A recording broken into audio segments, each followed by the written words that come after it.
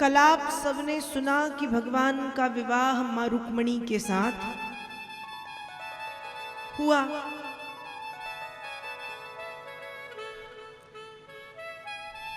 और भगवान की 16,108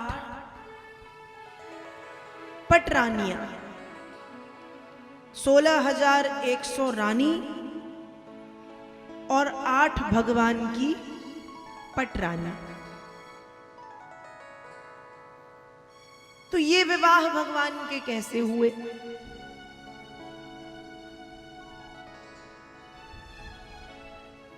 भागवत जी में कथा आती है कि भौमासुर नाम का एक असुर था। भूमित्या अपत्यम पुमान स्त्री विग्रहे जातेति भौमासुरः। भौमासुर नाम का एक असुर था जो 20,000 कन्याओं से विवाह करना चाह रहा है। कितनी कन्याओं से? 20,000। और 16,100 कन्याएं उसने अपने कारागार में बंदी बना के रखी थी। तब ये जो 16,100 कन्याएं हैं, ये बंधन में भगवान कृष्ण से प्रार्थना करती थी और ब्रह्मा जी से कहती थी कि भूयात् पतिरयं मह्यं धाता तदनुमोदताम् इति सर्वा पृथक् कृष्णे भावेन हृदयं दधु। क्या कहती कि हे नाथ, हम इस कारागार में जरूर हैं, लेकिन हम परम पवित्र हैं, परम शुद्ध हैं। यदि हम अपने घर जाएंगे तो माता पिता कहेंगे कि ये भौमासुर के साथ रही है, ये अपवित्र है।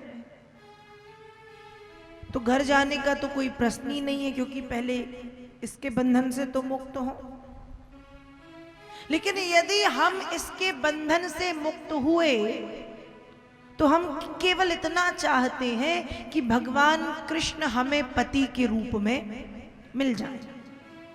ये प्रार्थना है उन 16,100 कन्याओं की। भगवान को जब ये पता चला तो भगवान कृष्ण भौमासुर के गांव, मतलब उसके नगर पहुंचे। भौमासुर के नगर का नाम है प्रागज्योतिषपुर। प्रागज्योतिषपुर नाम के राज्य का ये राजा है।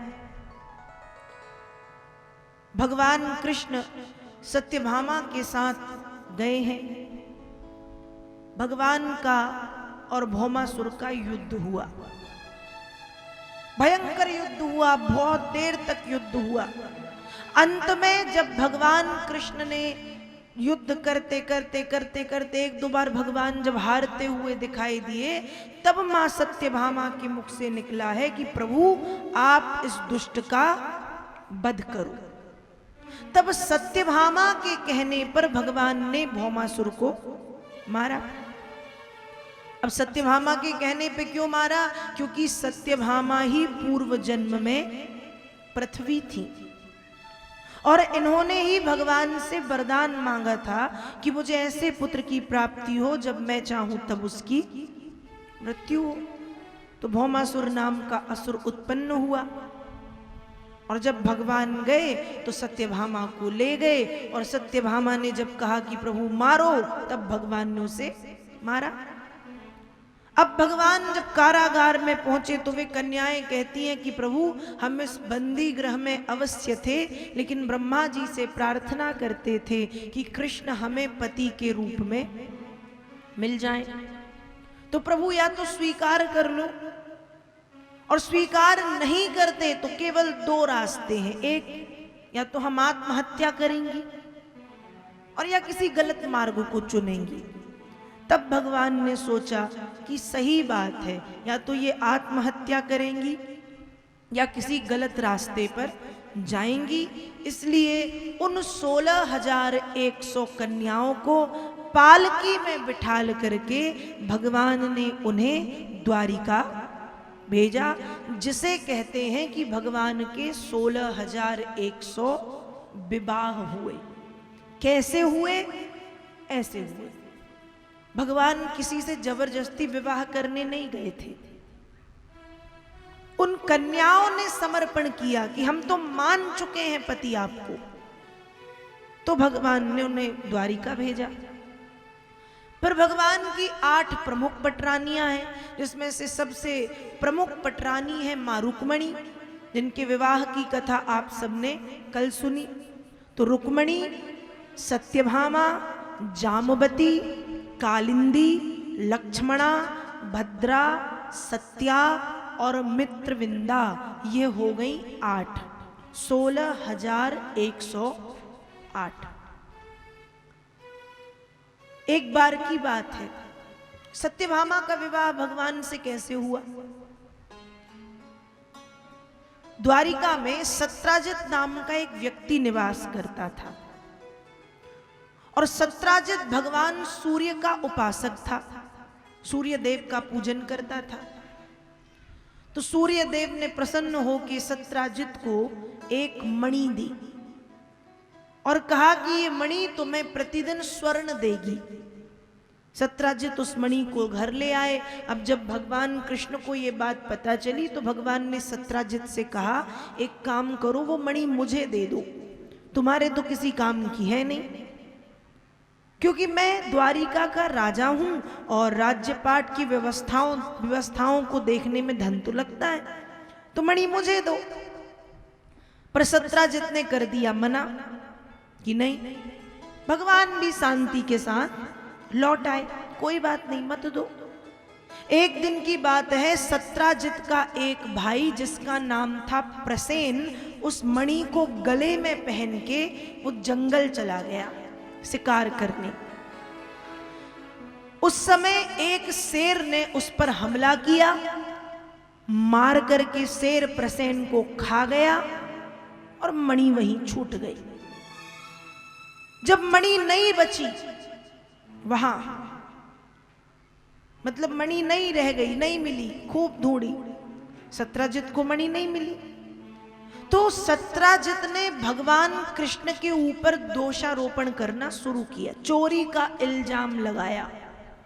देखो दुनिया कितनी बुरी है कि जो दुनिया को देने वाले हैं उन पर भी चोरी का इल्जाम लगा दिया।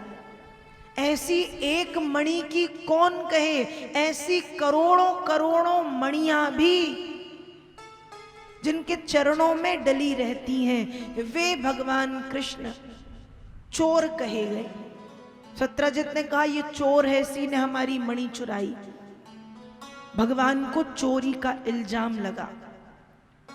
अब भगवान ने कहा ये तो सब सही करना पड़ेगा, इसलिए भगवान कृष्ण ने अपने साथ में कुछ द्वारिका के विशिष्ट जनों को लिया और लेकर के भगवान जंगल गए।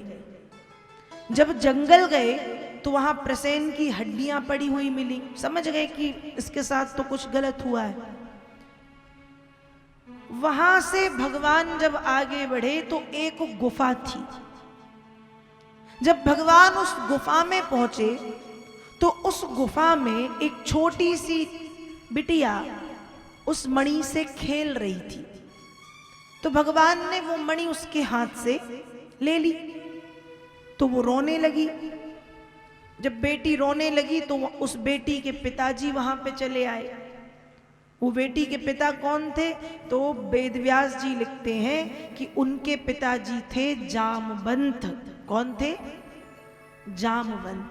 त्रेता युग के जामवंत, द्वापर में जामवंत। और जामवंत की बेटी थी जामवती, जो मणि से खेल रही थी। और फिर जामवंत का भगवान कृष्ण से भयंकर युद्ध हुआ है। भगवान ने जामवंत से युद्ध क्यों किया?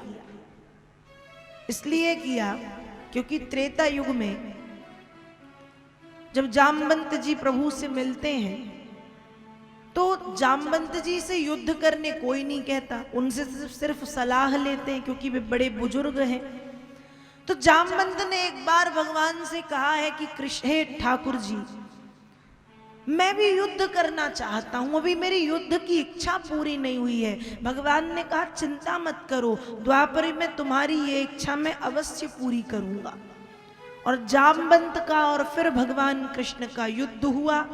जब जामवंत हार गए तब वो मणि जामवंत ने भगवान को दी, और जामवंत ने मणि के साथ साथ अपनी बेटी जामवती का हाथ भी भगवान कृष्ण को दिया कि अब ये मेरी धरोहर आपकी, इसको आप ले जाओ। ऐसे विवाह हो गया जामवती से। अब जब लौट के आए, सत्राजित को मणि लौटाई तो सत्राजित भी हाथ जोड़ के खड़े कि प्रभु, मैं सबसे पहले क्षमा प्रार्थी हूं कि मैंने आपके ऊपर चोरी का इल्जाम लगाया, उसके लिए तो मैं बहुत बहुत बार बार आपसे क्षमा मांग रहा हूं, बार बार विनम्र निवेदन कर रहा हूं। लेकिन प्रभु, यदि क्षमा कर देते हो तो एक चीज स्वीकार करो। भगवान ने कहा क्षमा कर दिया, बताओ क्या स्वीकार करना है। तो सत्राजित कहता है, मेरे जीवन का सबसे मूल्यवान धन मेरी बेटी है। और सत्राजित की बेटी कौन थी? सत्यभामा। तो सत्राजित कहते हैं, आप हमारी बेटी सत्यभामा को स्वीकार कर लो। सत्यभामा इतनी सुंदर थी कि सत्यभामा के लिए बड़े बड़े राजा महाराजा खड़े रहते थे कि इसका विवाह हमसे हो। लेकिन सत्राजित ने अपनी पुत्री सत्यभामा का हाथ प्रायश्चित स्वरूप भगवान कृष्ण के हाथ में दे दिया।